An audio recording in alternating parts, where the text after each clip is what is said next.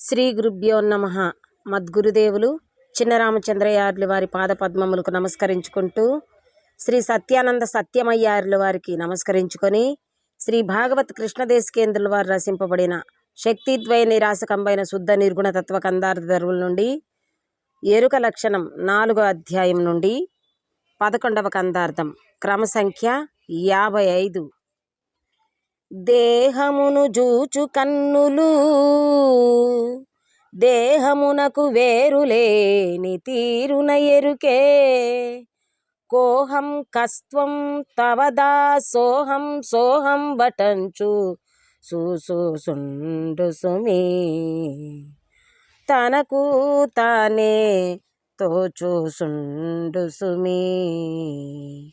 దేహి దేహములానే తెరగున ప్రసరించి, దేహి దేహములానే తెరగున ప్రసరించి, దేహము కానివి దేహిగా తనను తా సుండు సుమి, తనకు తానే తోచుసుండు సుమి. శ్రీ గురుభ్యో నమః. ఆత్మానాత్మరహితం అచల పూర్ణోపదేశికం శ్రీ నిశ్చలానంద నారాయణ గురోర్శిష్యం శ్రీశైల వంశాంబుధిరేవ జాతం శ్రీ పరమానంద శంకరేంద్రం గురుం భజామి. మద్గురుదేవులు శ్రీ శ్రీ పరమానంద శంకర నారాయణ స్వామి వారి పాదపద్మములకు నమస్కరించుకుంటూ, శ్రీమద్ భాగవత కృష్ణదేశికేంద్ర ప్రభువులచే విరచితంబైన శక్తిద్వయ నిరాశకంబైన శుద్ధ నిర్గుణ తత్వ కందార్థ ధరువులు ఎరుక లక్షణము నుండి ఈరోజు మనము 11వ కందార్థాన్ని విచారించుకుంటున్నాము. అంటే క్రమసంఖ్య 55. క్రిందటి కందార్థములో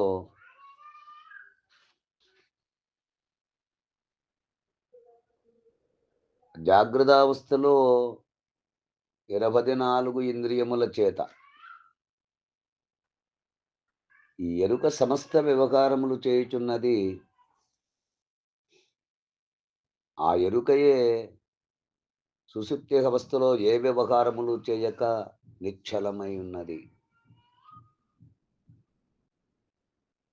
తిరిగి ఆ ఎరుకయే స్వప్నావస్థలో స్థూల శరీరము కదలకనే సమస్త వ్యవహారములు చేయుచున్నది.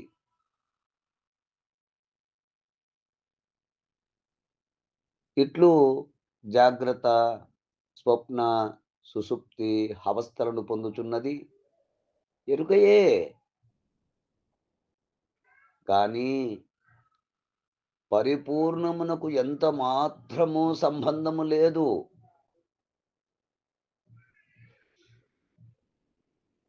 అట్లే గత జన్మలలో చేసిన పాపపుణ్య కర్మల ఫలితమును ఈ జన్మలో తప్పక అనుభవించి మరణము పొంది తిరిగి జన్మము పొందుతున్నది ఎరుకయే. గాని పరిపూర్ణ పరబ్రహ్మము ఎంత మాత్రము కర్త కాదు అంటూ మనము క్రిందటి కందార్థములో విచారించుకున్నాం.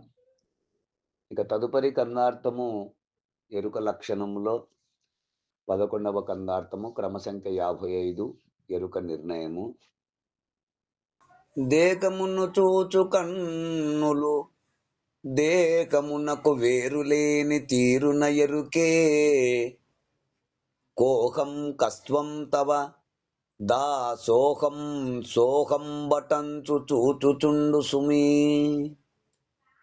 తనకు తానే తోచుచుండు సుమి. దేగి దేహములానే తెరుగున ప్రసరించి, దేహము గాని విదేకిగా తనను తా చూచుచుండు సుమి, తనకు తానే తోచుచుండు సుమీ.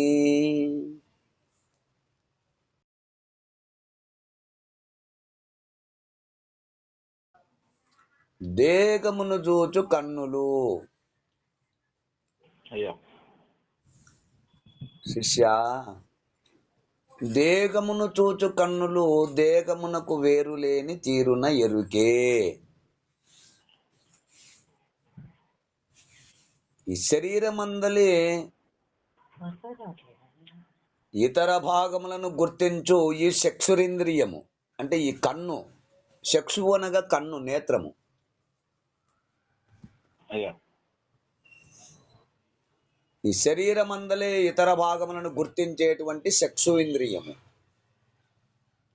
ఈ చక్షురింద్రియము శరీరమునకు వేరుగా లేనప్పటికీ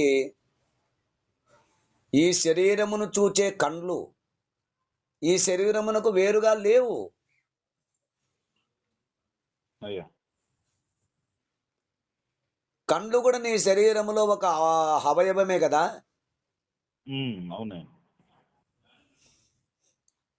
కోహం కస్త్వం తవ దాసోకం శోకం బటంచు చూచుచుండు సుమి, తనకు తానే తోచుచుండు సుమి.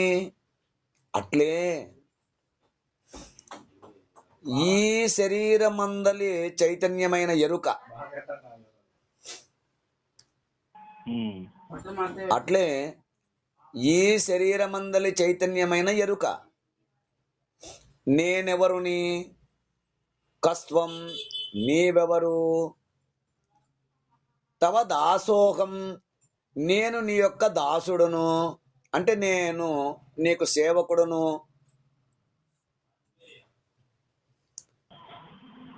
ఇక సోహం నేను బ్రహ్మమటంచు అన్న విధముగా చూచుచుండు సుమి. ఈ భిన్నముగా వ్యవహరించుచుండును.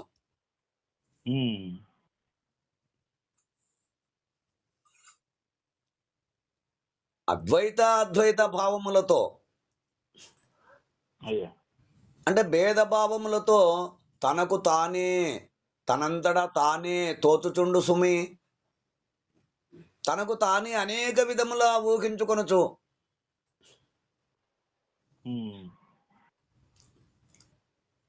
తనలో తానే మోగించుకొనుచుండును.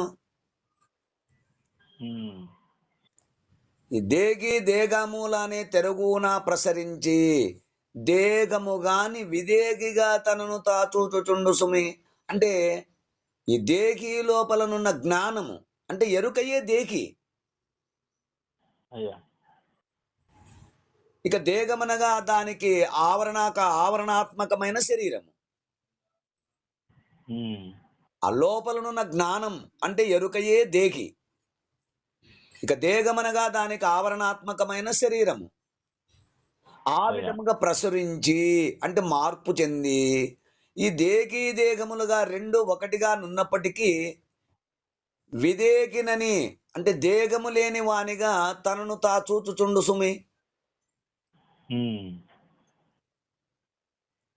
తన్ను తానుగా భావించుచుండును. అంటే నేను మేనులుగా పరిణామము చెంది నేను శాశ్వతమని మేను అశాశ్వతమని తన్ను తానుగా భావించుకొనుచుండును. నేను వేరు, దేహము వేరు, తన్ను తానే భావించుకుంటుంది. అంటే శరీరమును చూచు కన్నులు శరీరమునకు వేరైనవి కావు. నేను ఆత్మ చైతన్యము, మరి మేను స్థూల సూక్ష్మ కారణ శరీరములు. ఈ నేను మేనులు రెండును భిన్న రూపముగా నున్నను, ఆ రెండును ఒకటే. ఈ మేను అనగా అవిద్య, నేను అనగా అందలి ప్రతిబింబ చైతన్యము. ఈ రెండును అత్యంత భిన్నములైనను గురు విచారణ దృష్టి చేత విచారించినచో